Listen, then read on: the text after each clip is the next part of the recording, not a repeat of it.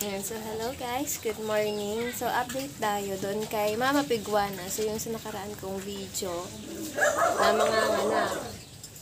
Bale ay, eto na si Mama Piguana. Ayan, so pasensya na at medyo madumi pa siya. So umaga pa lang ngayon, so mamaya pa siya paliliguan. Tapos ay ito na yung kanyang mga piglets. Thank you, Anki! So yung mga piglets niya po ay wala pa yung isang buwan. Ayan. Pero malalaki na po sila at malalakas na din silang kumain. Ayan o. So, ito po naging anak ni Mama Piguana. Sa total po talaga niya ay 11 po yon. Kaso po ay hindi po normal yung isa. Tapos yung dalawa po, sabay na magkasunod silang inanak na, patay na. Tapos yung isa naman po, syempre hindi naman po maiiwasan na hindi na maiipitan yung inahin kasi nga yung kanyang higaan ay masyadong malawak sa loob.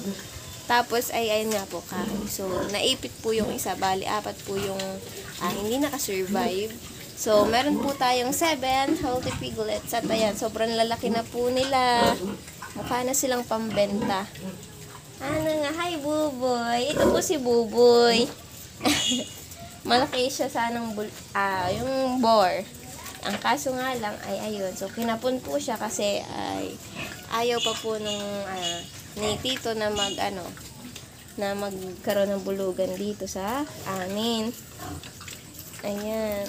Pero kita niyo po, kalulusog na po nila. Malalakas na yan kumain. Ayan.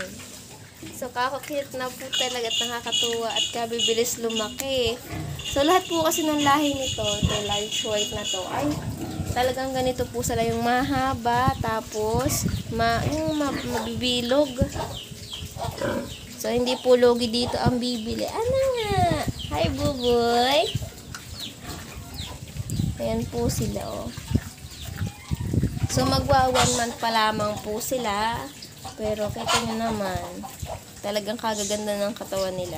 So mamaya bibilhan na po sila ng pre-starter, yung piggy zoom po. Para po pagka sila iwinala, hindi na sila maninibago sa kanilang kakainin. Ayan, kita nyo yung mga piggy pa lang, oh. Ganda nito gawing patiners.